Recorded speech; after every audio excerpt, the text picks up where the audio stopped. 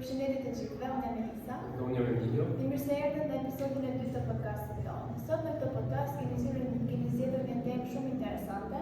Të ftuar kemi dy zyshat tona, zyshin Janë dhe zyshin Mika. Tema e podcastit që ne kemi zgjedhur ka të bëjë me librin e Gabriel Garcia Marquez Shenjtë në Kosh, ku bashkë me zyshat do të ndajmë opinione dhe mendime rreth këtij libri. Dhe për ata që nuk e kanë lexuar librin, zyshat do na njohin me subjektin e tij. Përshëndetje, atëherë siç e tha edhe Melisa, ne do të diskutojmë sot për një libër dhe kryesisht Shenjtë në Kosh të Gabriel Garcia Marquezit. Subjekti është jeni thjesht, në qendër të romanit është një grua e martuar, Ana Magdalena, e cila ka një jetë të devotshme, një jetë të rregullt familjare, është një grua e cila e ka dashuruar të shoqin që në rinin e saj, dhe kur nuk ka pasur një mashkull në jetën e vet.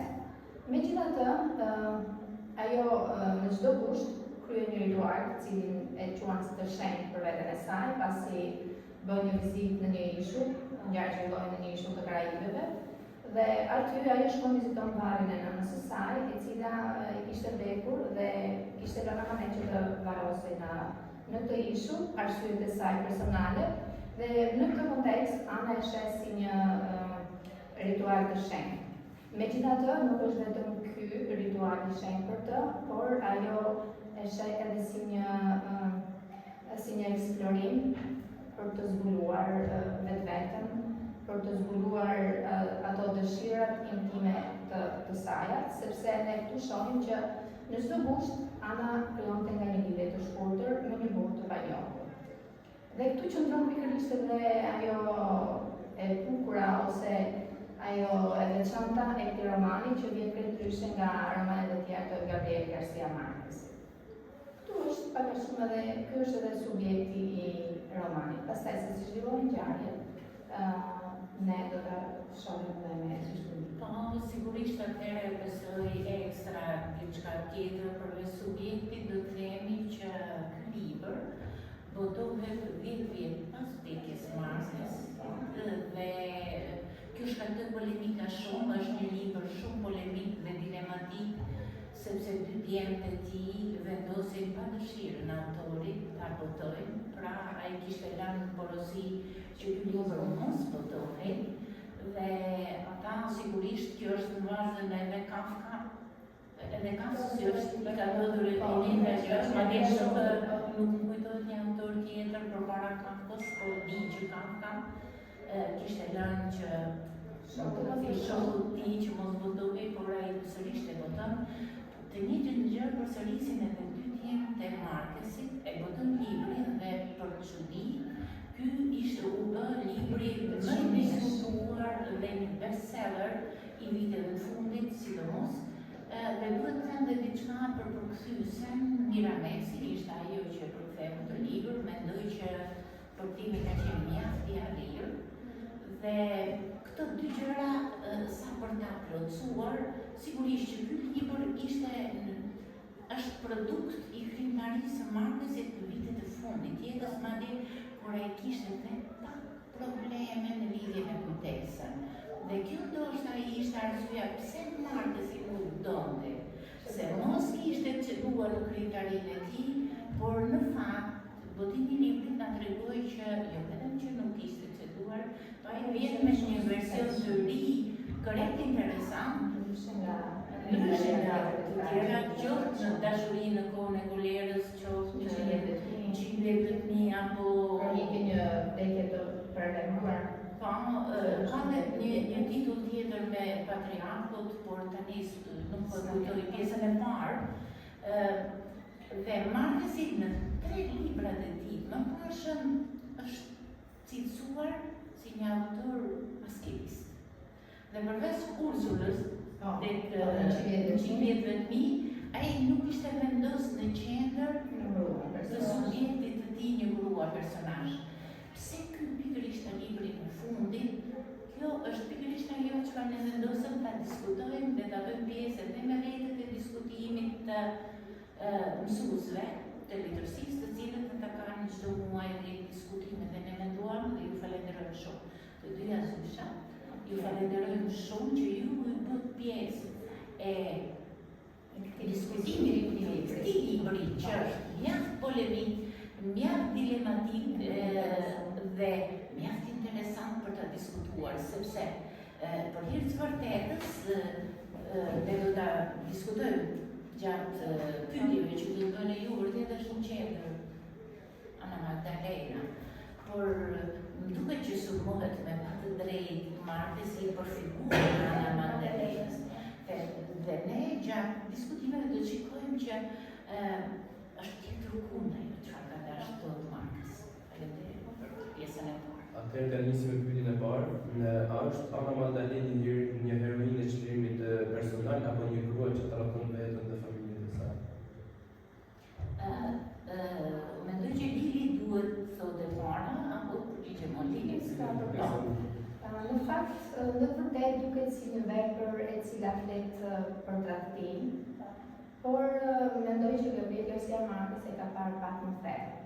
Nuk ka dashur të ndalojë pikërisht të tradhtim që bën Ana Magdalena, por më tepër mendoj unë ka dashur të shpalos atë eksplorimin që bën personazhi i Anës brenda vetes, ndoshta për të rizbuluar ato ndjesi, për të rrisit dhe njëherë në kujtesën e saj, ndjesit intime, dëshirat, ndoshta aventurën, e cila, siç e tha në fillim, Ana Magdalena dhe ju që kemi lexuar, sepse ju të dy kemi lexuar veprën, kemi parë që Ana Magdalena ka pasur një jetë, një përvojë jetësore, ajo është dashura që në moshën 16-17 vjeç, diçka e tillë dhe përfundoi me të dashurin e parë që i rezulton që t'jetë bashkëshorti dhe ndoshta i ka munguar kjo koha e argëtimit ose ndoshta e pasioneve për të zbuluar brenda vetes se çfarë sheh një grua brenda vetes. Ndoshta unë mendoj që më tepër është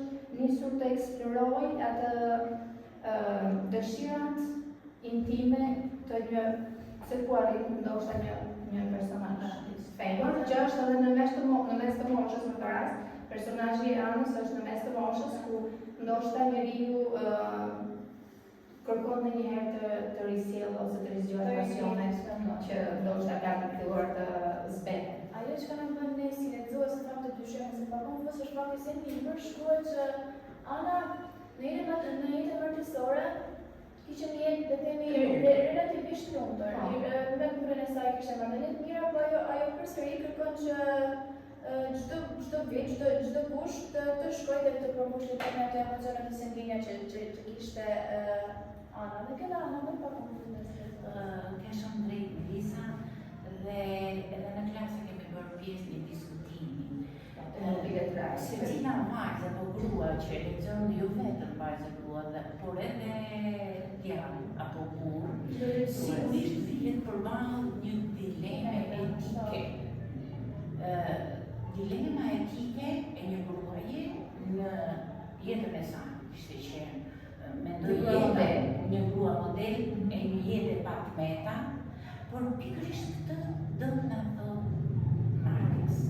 Kjo dilema etike vetë dilemë në jetën e njeriu, apo dilema etike vetë jetën? Sepse mendoj që është kjo e dytë. Nuk ka dëshirë Marquez të sulmojë një grua e cila eksploron çdo vit një përvojë të re. Unë mendoj që është një haratisje e individit nga realiteti dhe ka dashur të thotë që ndonjëherë edhe pse jetën tonë kemi në dukje patmeta, ndoshta kemi nevojë që pikërisht të shkëputemi pak, pastaj mënyrën se si e ka zgjedhur Marquezi mbetet për të diskutuar. Në thelbi është haratisja nga realiteti që dhe pikërisht kjo haratisje ka jetimin e realitetit me të gjithë komponentët e tij. Ndoshta ndonjëherë e provojmë për shkak të programeve vallësimi, nëse nuk do kemi kamera, do të shikim kamera, çfarë do të bëjmë? Sigurisht do të përcjellë me kështu dhe do bëjmë sigurisht atë lirin. Njeriu ka dëshirë edhe për pak çaste ta prekë atë lirin, që Marquezi pikërisht të ka dashur pa u keq kuptuar nga lexuesi, besoj që merren me Ana Magdalenën si mënyrë si e zgjidhja ajo haratisjen e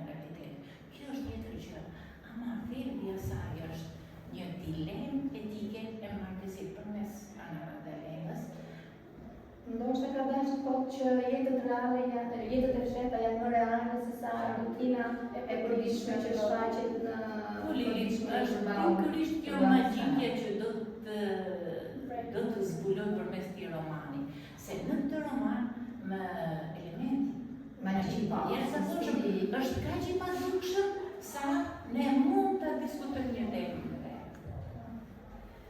A mendoni ju se ne duhet të gjykojmë mendimet e anës? Do të thonë edhe ju vetë si grua, si femra, mendoni se duhet të gjykojmë?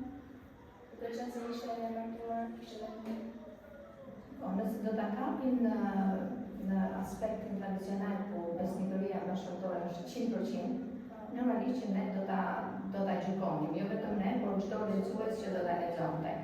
Por duke parë në thelbin që se si e sjell Gabriel Garcia Marquez për të dashur të nxjerrë në pak eksplorimin që gjithë secili prej nesh ndoshta e ka brenda vetes atë shpirtin e aventurës, i cili vjen në zbedje me kalimin e moshës, e ndoshta për të ndjerë pak më të gjallë ose pak më jetësor, më rinor, ashtu siç kemi parë ndoshta tek romani i huaj tek Camus që në momentet e fundit mësoi kupton që pse Joma kishte zgjedhur të kishte një të dashur.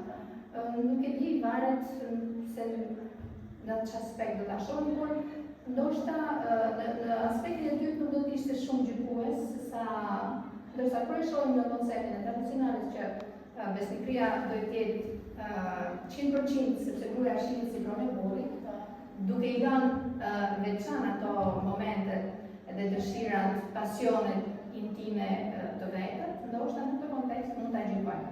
Lili falenderoj për idenë që më dhe. Përmende dëgjoni se çfarë nëse do gjykojmë për këtë libër do të ndjeroj me Emilio. Pikërisht këtu.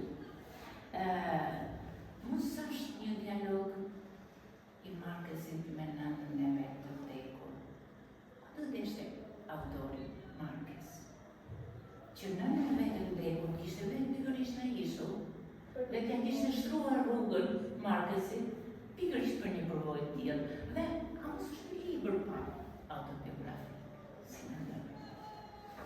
Ato t'kishte dëshiruar Emilio, që t'ishe në vendin e Marquez, ana Magdalenës, dhe t'ishe jetuar çdo gusht një përvojë të tillë.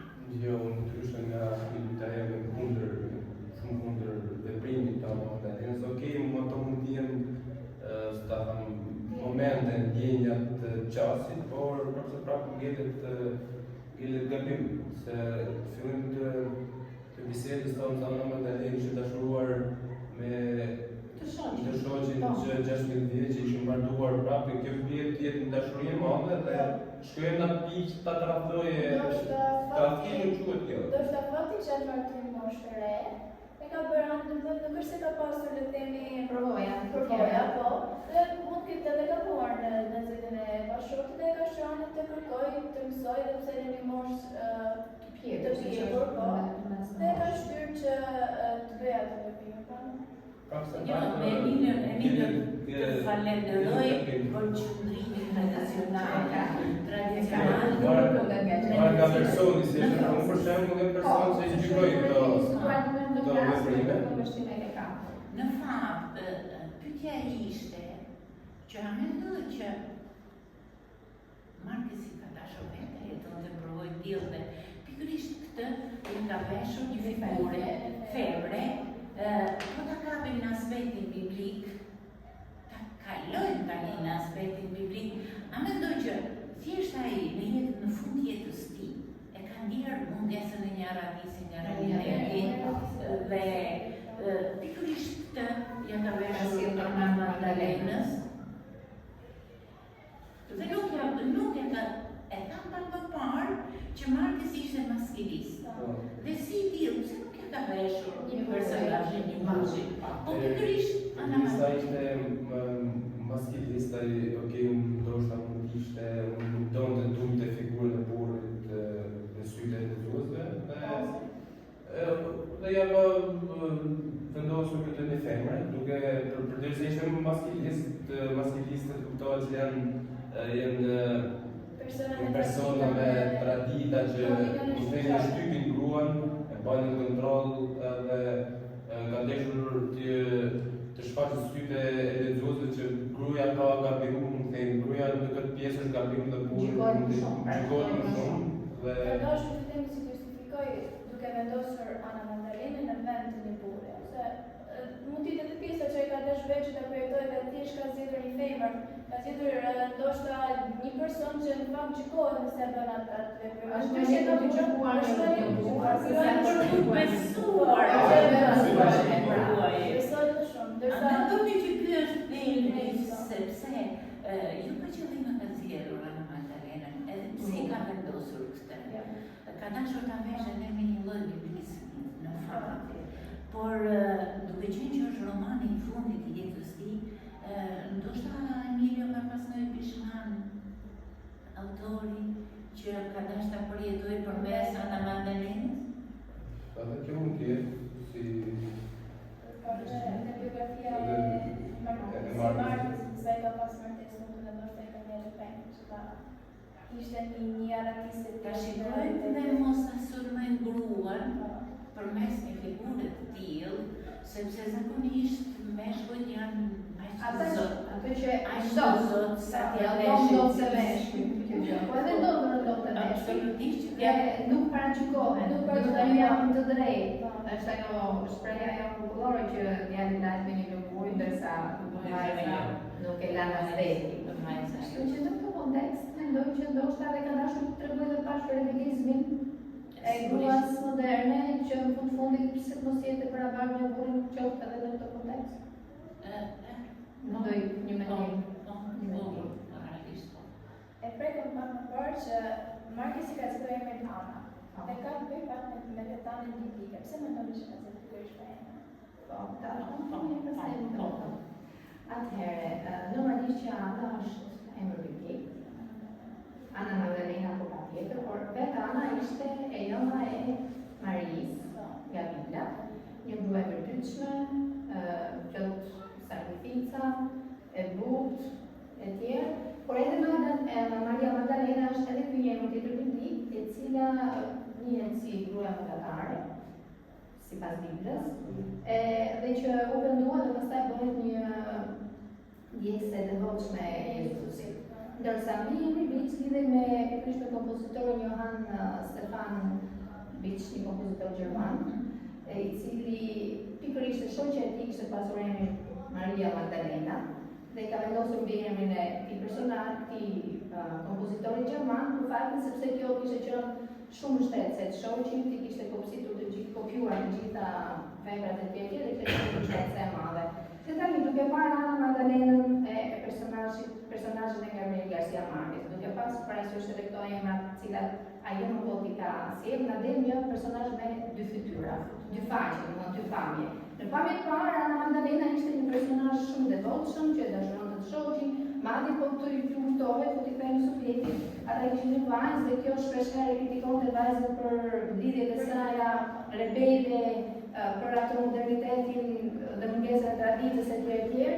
Dhe nga ana tjetër pastaj shohim atë Magdalenën që rituali që kryente çdo vit në Bush, lidhjet e shkurtra me burra të panjohur, të cilat nuk kishin asnjë lloj dashurie, thjesht ajo ndjenja për të provuar ndoshta aventura dhe për të pasur ato rizqimin e pasioneve dhe të dëshirave intime që i sjellë për çdo vit, gati të kthyen në ves, në rutinë. Dhe është pikërisht ai momenti kur Ana Magdalena njihet nuk thojë ose si thua informohet për simpatizantin e nënës së saj dhe këtu si themi ato e ka frika për veten që mos edhe kjo përfundon si e jama dhe mbetet sklave ose robin e pikërisht e ishut. Dhe në këtë kontekst, po në fakt apo nga argumentin, në këtë kontekst Ana Magdalena duket si një grua e cila është midis ndershmërisë dhe shenjtërisë, në pamje e vërtetshme, ndërsa në vërtet në drejtësi të shpirtit ajo konte të aventurën ose të eksplorimin e lirisë, sa e lirë është ajo dhe se sa rikupit lirisë saj dhe të vetes. Mendoj që përgjigja e zyshës ishte shtruese, paraqitur dilemën edhe nga ana biblike të filluesve. Se Markusi gjetë të bëjsh më e ngusht. A Nuk mendosh se më e ngusht, më i nxehtë. po, është më e nxehtë, duke qenë se është nxehtë, themi, gjatë Duke pasionet, ndjenjat që anët kryen ta mendoj se ka lidhje. Mendoj parashur që Mund është tjetë kjo edhe analogjia midis. ndoshta mendimet që kanë ardhur për këtë libër, ndoshta mund tjetë edhe më i ngushtë se mundani të librit. Do të ketë pasur diçka Markusi Ose lidhur me jetën e tij, ndoshta më i ngushtë. Zona filozofike është pikërisht vera ai që e ta mësisë pa. I nxit pasionet dhe Markus ka dashur të jetë zgjidhur me gjithçka ka shkruar që këtu do të themi në gjuhën e tij. Mjaft pasur dhe figurshme Ka energjishme dhe poetike dhe rrëzorimin e fjalëve në mënyrë të zgjedhur dhe përgjithësia Mesi ka sjellë, ka përshtatur me një profit jashtëzakonshëm. Do të bëjmë një dallim me librin Ema Zënja Buvari. Zënja Buvari ishte një grua e cila pashtu si Ana Magdalena, le të themi tratonte të dashur për fat Shani, të shoqë. për faktin që ai ishte ndërtar. Ka një lidhje mes tyre, sa janë dy personazhe të njëjta? Dhe nëse do ta quajmë, po, ka lidhje me një analogji, por ndoshta të kaluar në kundërshtim të ndryshme. Ka një analogji ose qeshmëri për faktin sepse që të dy personazhet janë personazhe të cilat në një farë mënyrë sfidojnë kufijtë e martesës. Qoftë Ema, e cila e dashuron e traton Shrabin me Rodolfin dhe Leonin, qoftë edhe Ana, e cila dashuron shoqin por me personazhe të cilat nuk i njeh. Thjesht i shkonte për atë njëra anë i shkonte dhe këtu mbyllet. Megjithatë, dallimi midis së dyjave është shumë ndryshe për faktin sepse Ema Bovary e mbyt provinca, e sheh martesën si një rreth e cila të kufizon dhe duke qenë një martesë në provincë, ajo monotonia, ajo rutina, ja han ëndrat dhe ja shkërmoj që në një farë mënyrë shpirti, sa që kjo mundohet që ta mbush lëkun me pasion dhe me luks. Sepse e sheh martesën e saj si një dhimbje,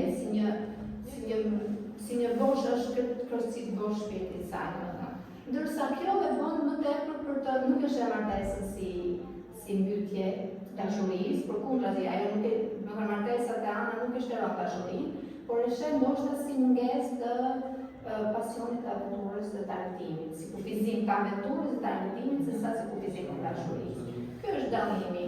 Midis saj, ndërsa po të shikojmë të dy autorët, do të thënë Gustav Flaubert vjen me një realizëm objektiv, me një realizëm të ftohtë, me një realizëm i cili më tepër përqendrohet tek detajet shoqërore dhe psikologjike, duke qenë se është një roman psikologjik, ndërsa Gabriel Garcia Marquez e lidh më tepër realizmin me ato elementet poetike dhe magjike që nga sjell.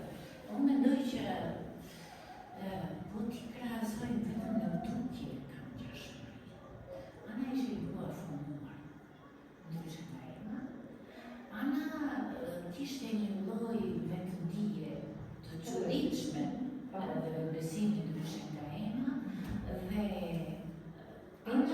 Ana ndihente një lloj keqardhje për veprime që bënte Ema kuptonte këtë dhe tek Ana kemi një pëmpullje të madhe të kujtesës së saj që lidh shkuarën me të tashmen, pra zakonisht kthehet shkuarës, kujtohet, po ja, unë kisha një familje shumë mirë. Po, dhe si dhe pasaj në fokus, dhe marrëdhëniet të shoqë. Tek Ana këmbul shumë me shkuara dhe është shumë e çuditshme raporti që ka Ana mes realitetit fantazisë.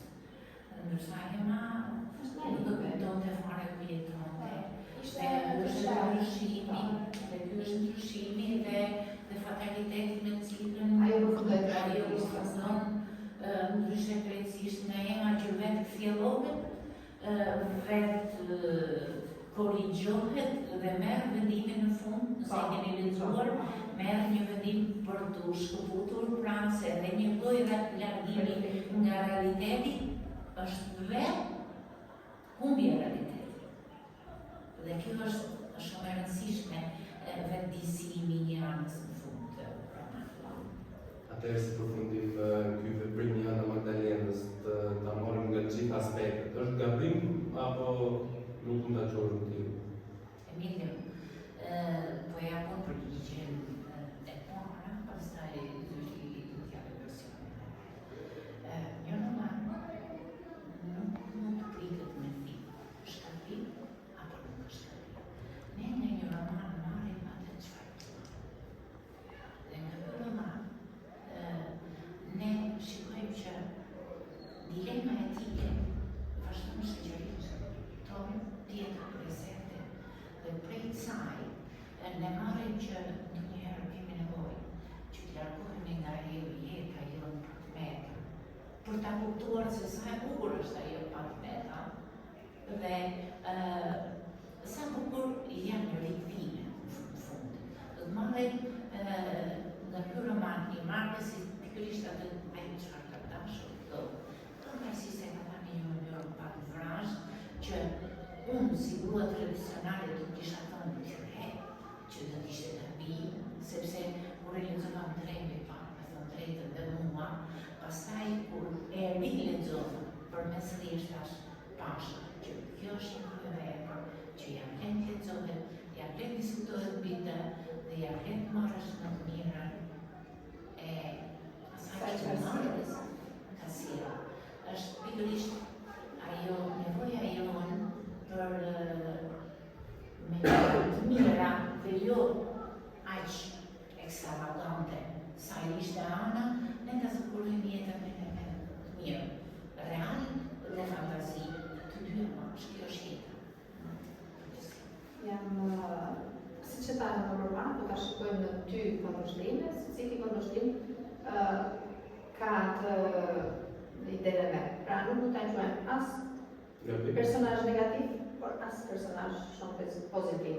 Sepse nga njëra anë është tradita, është rreti vicioz i martesës që nuk të lejon që të kalosh, po nga ana tjetër është sepse secili prej nesh i martohet se jo ka atë brendësinë e vet, ku momentet ku shpesh herë ndonjëherë do të jesh vetëm, do të jesh i lirë, pastaj varet se sa e gjatë është kjo liria, pastaj është tjetër gjë për të diskutuar. Pra, të mos jemi të mirë deri atje sa që ne ndoshta të synojmë edhe kufitet e tjerëve. Pikërisht ato tregon në romani Emilio dilemën tonë, se jo, dhe këto është bukura. Pikërisht midis këtyre dy është gabim apo s'është gabim. Midis atyre do të edhe e bukura që ka dashur ato. Ka që cilësojnë shumë gabim, ka që cilësojnë gabim, pra partje Ju falenderojmë edhe ju që u bët pjesë dhe gjithmonë jeni pjesë